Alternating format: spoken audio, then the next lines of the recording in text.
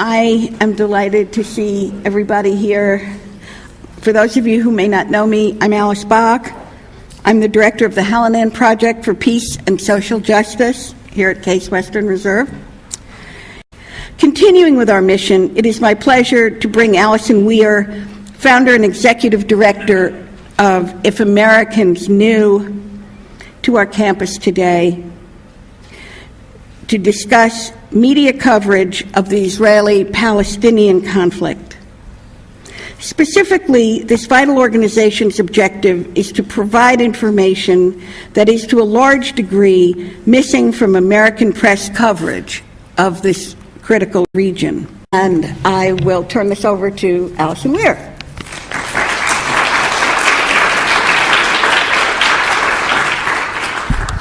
Thank you very much. I hope you can hear me. I don't happen to be Jewish or Palestinian or Muslim or Arab. And so, like most Americans, originally I paid very little attention to this issue.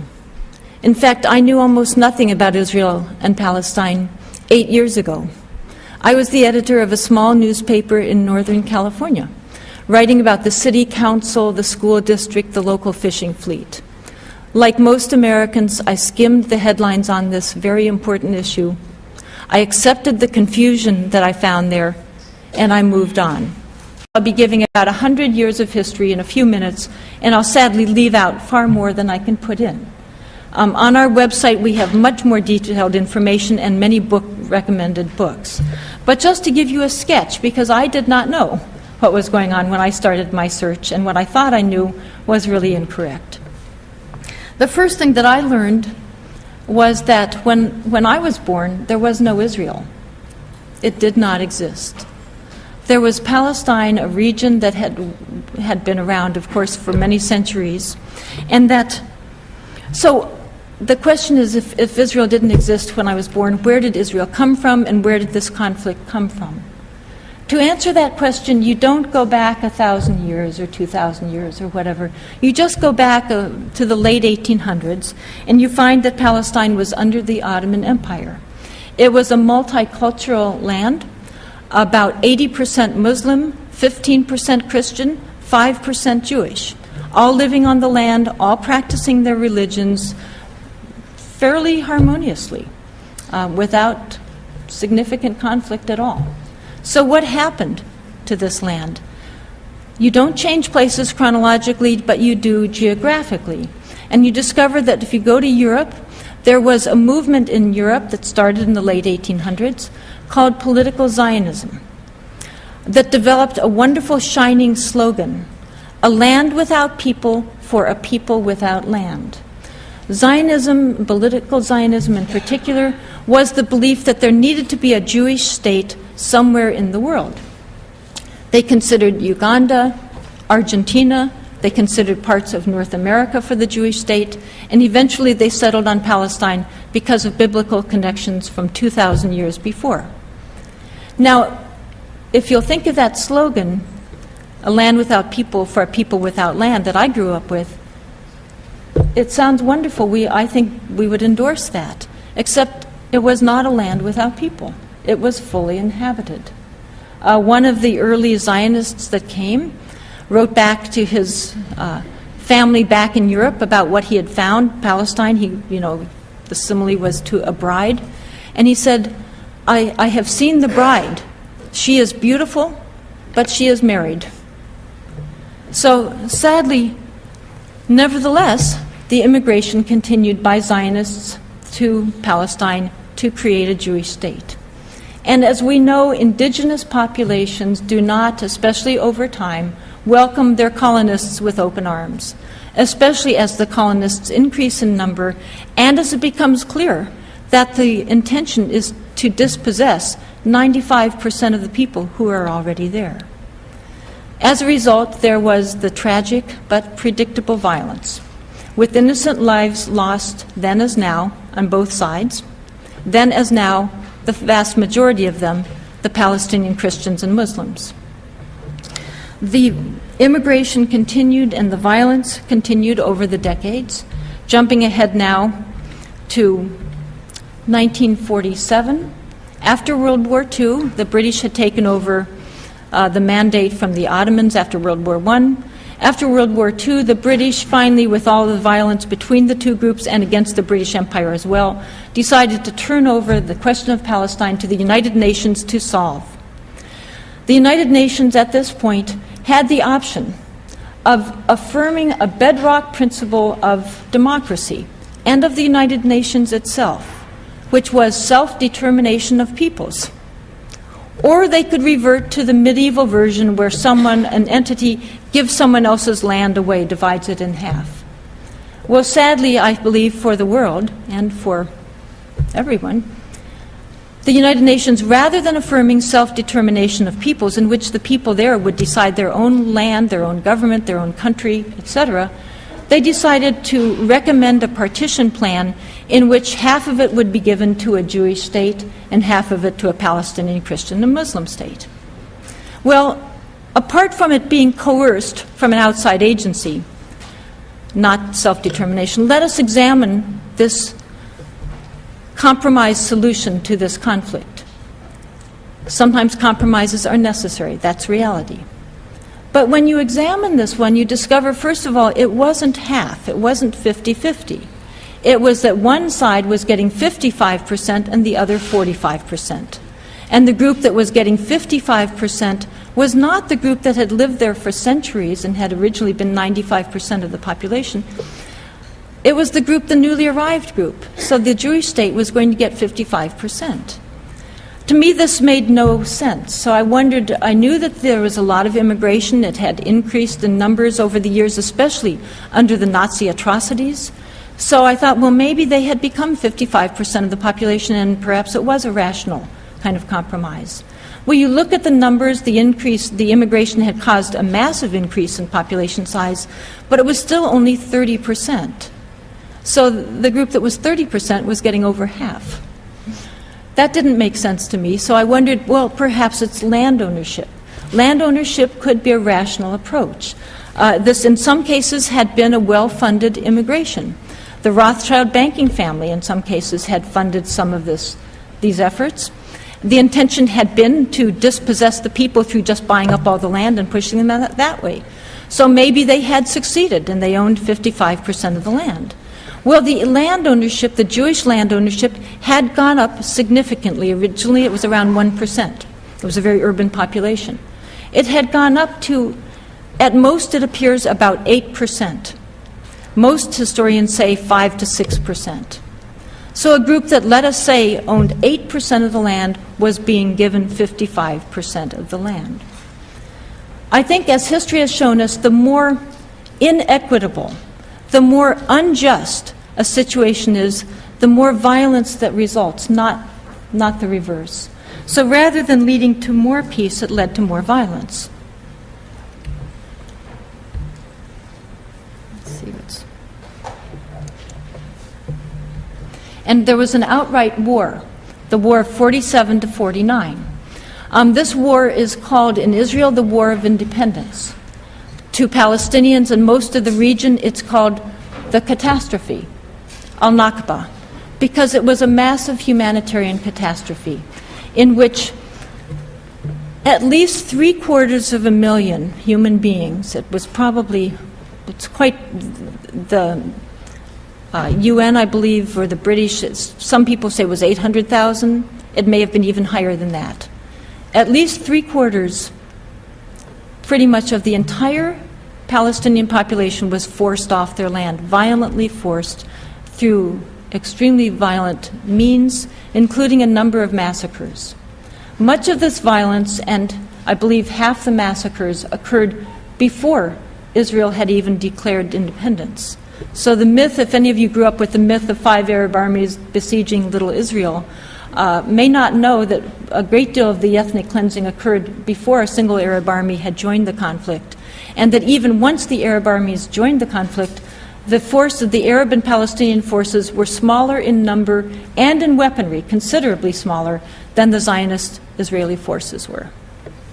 So there was a massive, what the Israeli historian Ilan Pappé has called ethnic cleansing. That really is the accurate term for what happened. these refugees, according to international law and according to international morality, have the right to return home. But Israel does not allow them to return to their homes. So this is one of the key factors in the conflict today, and it's a factor the U.S. media almost never talks about, but it's significant. Again, jumping ahead to here's some of the massacres during this period. To 1967, we find that Israel attacked, at the end of that war, Israel had conquered 78% of Palestine, so the Palestinians were down to 22%.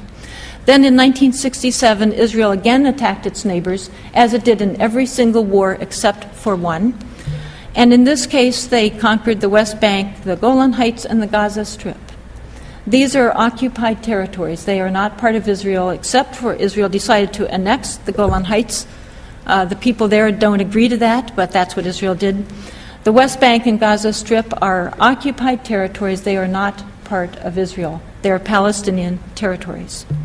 During this period, by the way, Israeli forces, this was the Six-Day War, also attacked a U.S. Navy ship operating in international waters, the USS Liberty. They killed 34 American servicemen, injured 174 of them. The decks were running with blood. This was, according to Admiral Thomas Moore, former chairman of the Joint Chiefs of Staff, this was an act of war by the State of Israel against the United States of America. And this was an act of murder against American servicemen. Again, according to Admiral Thomas Moore, testifying on Capitol Hill, I believe it was in 2003. I was there. Highly significant testimony not reported in the American media. If you look on our website, you will see it's in the Congressional Record. An op-ed by Admiral Moore was in the Stars and Stripes newspaper, and the Associated Press uncharacteristically actually did a story about that. Nevertheless, do a LexisNexis search and you just don't find, something like 10 newspapers out of hundreds reported anything to do with it. Since 1967, by the way, taking land by conquest is no longer legal under international law in today's world. In addition, moving your population onto that land, confiscating private land, kicking the people out, and putting your own population on is illegal. There is no doubt about this. And yet that is what Israel has been doing since 1967. Every single one of those red dots is an illegal Israeli colony on Palestinian land. The red dots in Gaza have been removed as they were required to be removed by international law. So those are no longer there. Instead, Gaza is just largely a prison. Israel controls the borders, the airspace, etc. So it no longer has those red dots. It's just one big prison. But the West Bank now increasingly, while those settlers were taken out of Gaza, the amount of land taken in the West Bank increased significantly, and the number of settlers that moved onto that land increased significantly. That also was not reported by our media. So there is a lot of context that is extremely important to know that our news media aren't telling us. When I began to look into this, this was all new to me back in 2001. I had not known this was going on. When I began to look into it more and more, after several months, it seemed to me that this was so significant that it seemed to me that if what I was starting to learn was true, then it appeared that our national interests and needs as a nation were the opposite of what we were being told, and our moral responsibilities as human beings were the opposite of what the media were leading us to believe. It seemed so important that I finally decided to quit my job and to go and see for myself. And so began the most unusual trip I've ever undertaken. Many years before, I had been in the Peace Corps in Afghanistan. In that case, I was taught the language, I was married, and I had a very official support system behind me, the Peace Corps. In this case, I was going to be traveling alone, and I had no support system whatsoever of any kind. As I landed on February 7th at 8 p.m., my return flight scheduled for 1 month later, I experienced a sudden pang of the disquiet I had been trying to ignore. What was it going to be like for me, as an American female, to wander alone through a Muslim land that was in the middle of a violent uprising and that was at the very epicenter of a region portrayed widely as extremely hostile to women in general and to Americans in particular? What was it going to be like? Well, as I wandered haphazardly and randomly throughout the Palestinian territories, throughout the West Bank and Gaza Strip, I discovered that once again, these are more myths about this region that are as untrue as they are widely held. I was welcomed and invited to stay in people's homes. I was treated with respect and completely safe, except when I came too near the Israeli military. I was welcomed whenever people heard that I was an American. The invariable response was welcome. And yet, this is what our media show us. Now, they should. All of these pictures I'm showing you, I took myself, including these.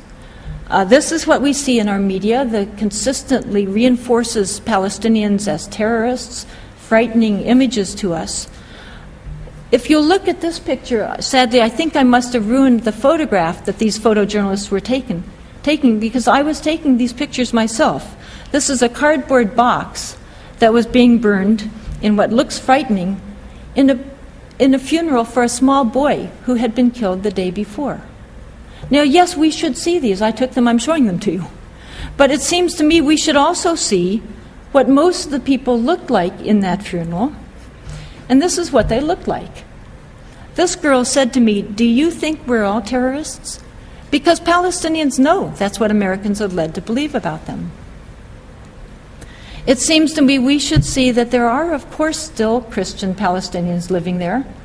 You can meet them easily and ask them questions, as I did. I interviewed many, many people. That was my whole purpose of my trip.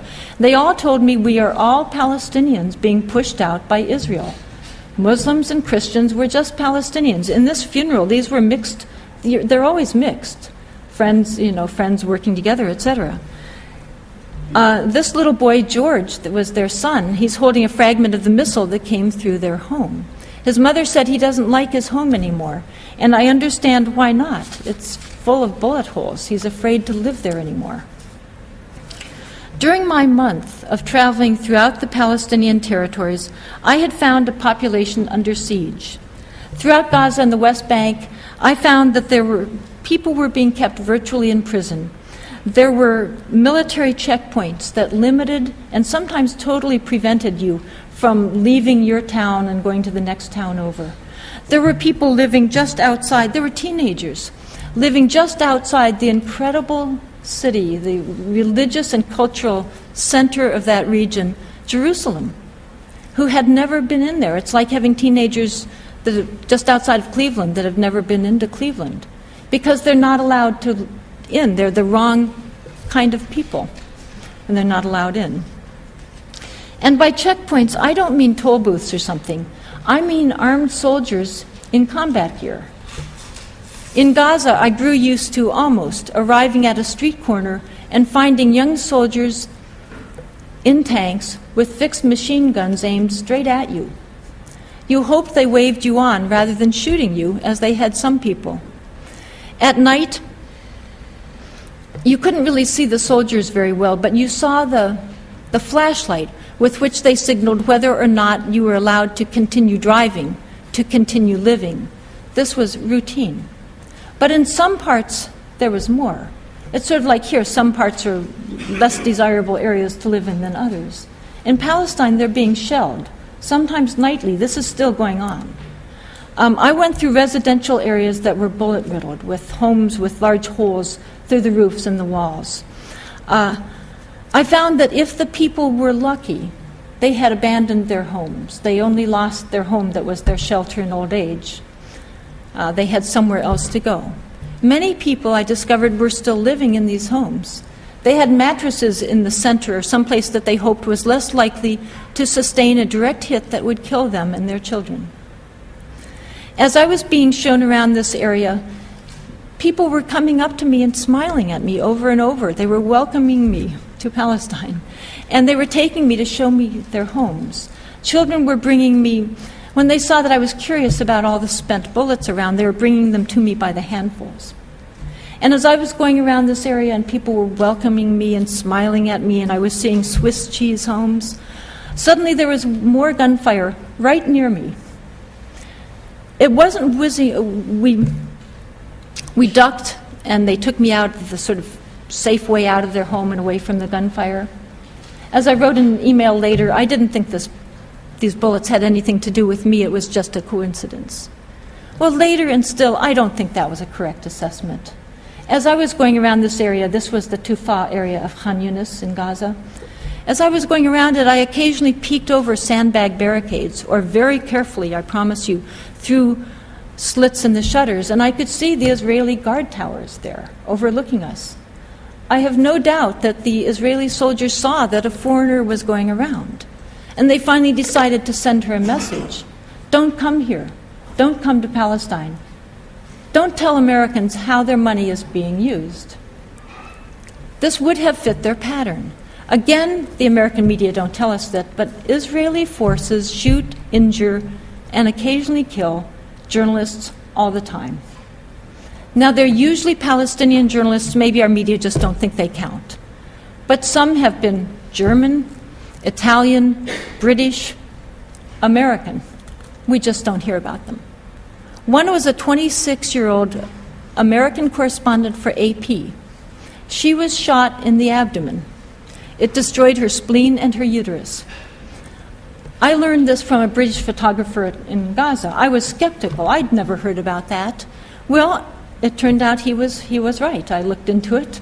In fact, I even read later that the Israeli military had admitted that she was an American, and they court-martialed the soldier who had done it. Now he has another job, and she has an abdomen missing a spleen and a uterus. If this had been done by Palestinians, it would have been headlines. Why didn't we read about it? In Gaza, I saw beautiful agricultural lands being destroyed. I saw ancient olive groves uprooted. I saw 100-year-old date palms next to the sea that had been flattened.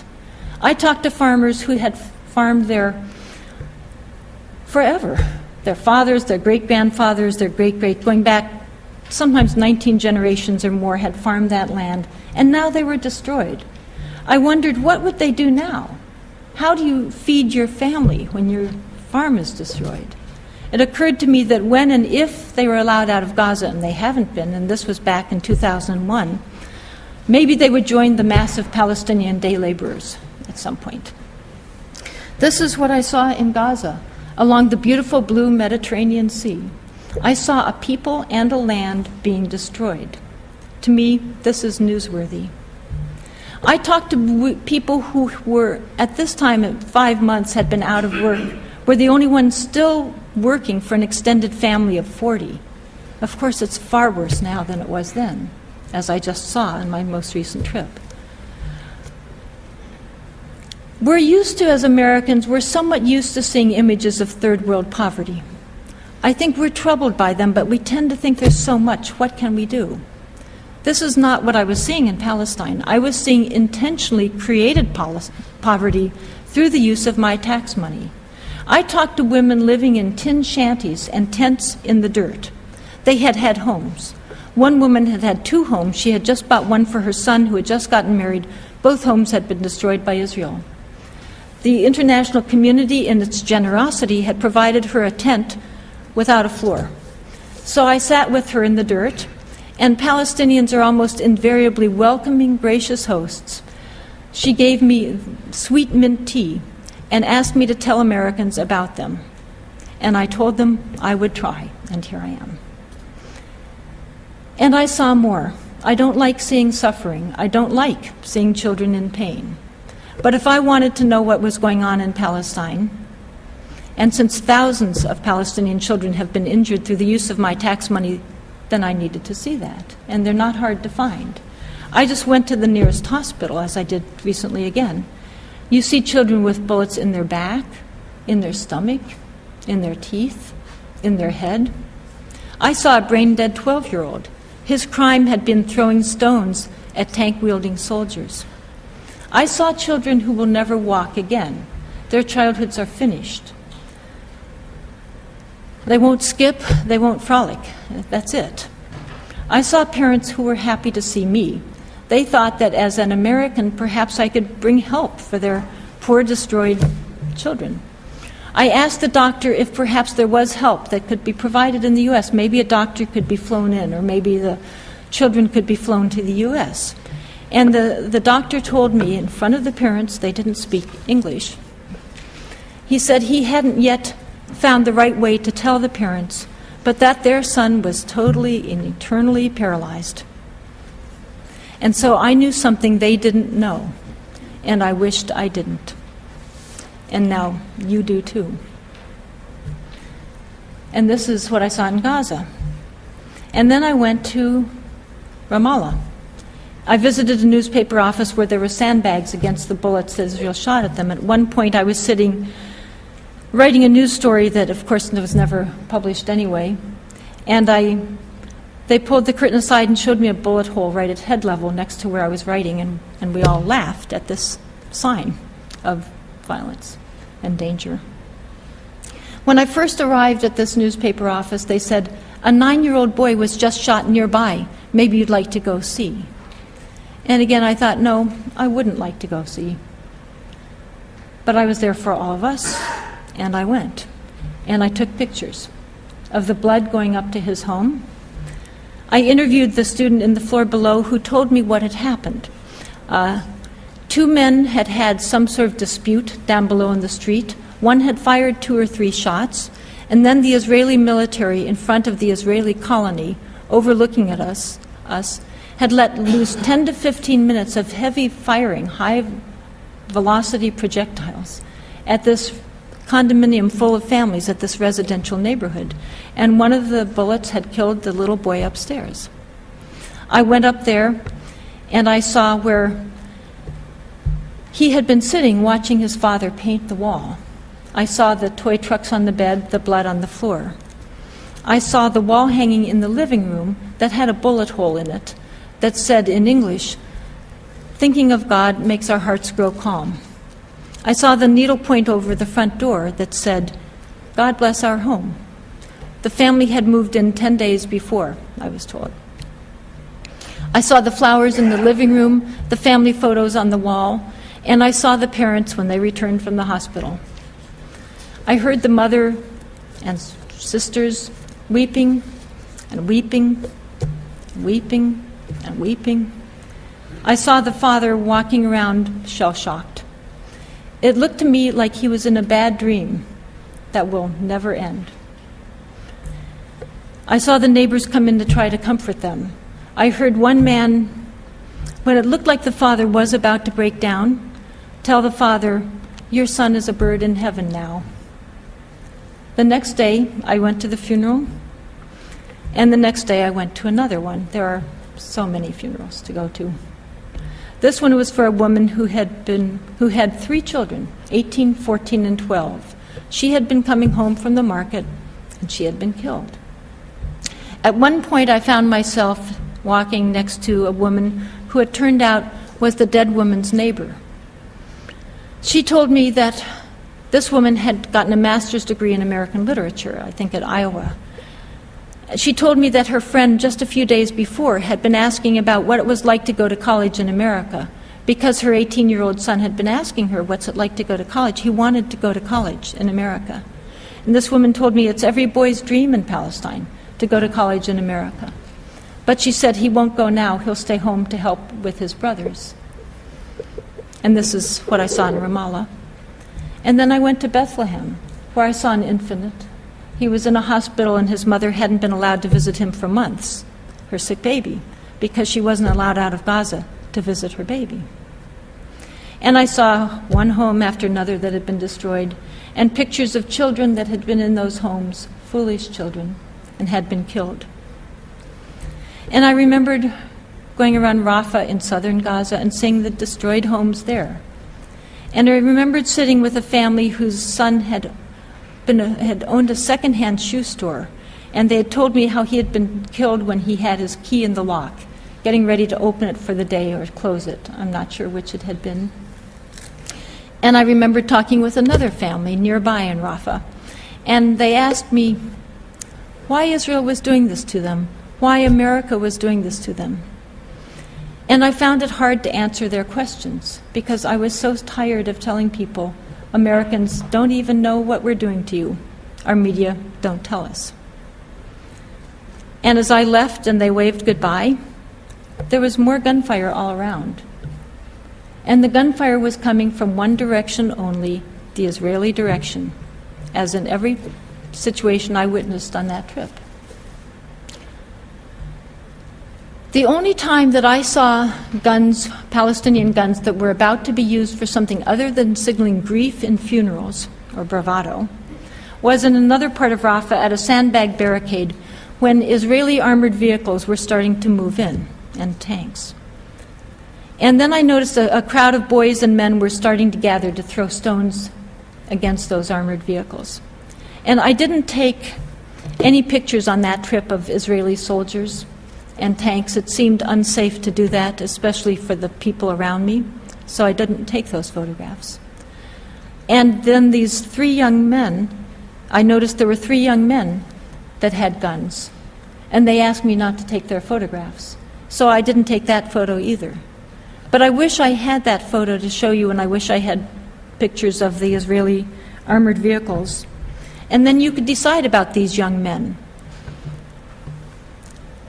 how foolish they were, or courageous, or brave, or suicidal, or patriotic. I don't know. And maybe you can tell me why we need to keep buying their conquerors new and bigger weapons, and then explain this to me. And this is a little of what I saw in Palestine.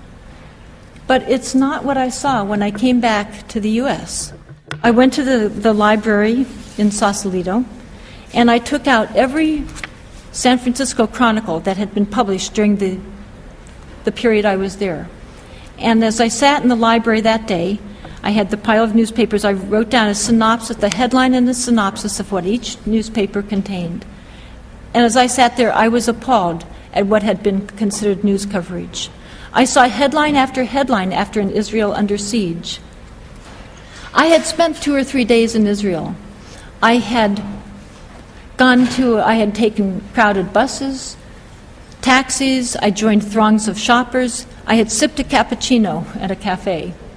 And I had thought about what was going on just out of sight, just a little ways away.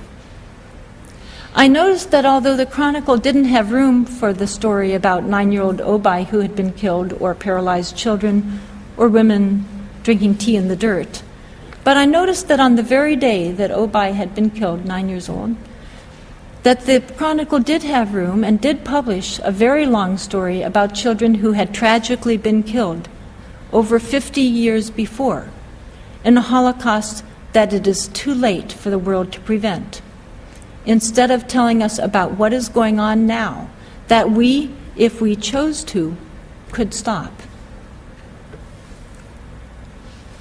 One time while I was in Gaza, not staying with families the way I often did, I was in a hotel room, and I sat down to write another news report about what I'd seen that day, that I now know wouldn't have been published anyway. But instead of writing a news report, I found myself writing a letter to Americans back home. I'll read it to you now. Come to Palestine and see how your tax dollars are spent. Visit a hospital with me and see a boy with a bullet hole in his back. See children with scared eyes and legs that don't work anymore. A terrified old man whose neck is swathed in bandages from the bullet that passed through it as he sat in his home drinking his tea. Come with me and visit mothers of dead, injured, gone children, thousands of them, and tell them how you didn't know we supplied the weapons that ripped flesh, broke bones, destroyed lives, destroyed lives. Talk to old women who are made to kowtow to Uzi-toting 19-year-olds who tell them, no, you can't go to visit your son today. No, you can't take a drive in the country. No, you can't go to the hospital and have your chemotherapy, your dialysis, your operation, and watch as they die. Come to the borders with me, invisible lines in the sand between towns that Israel has drawn with its tanks and helicopters and 200 nuclear weapons. And watch the women with difficult births deliver dead babies and then die themselves at military checkpoints, death points, when soldiers with their ultimate power decide not to let them pass. Listen to these young warriors with their lethal weapons and deadly tempers proclaim, "We've decided to close this road, and if you don't like it, we'll shoot you, as we already have 10,000 of your countrymen.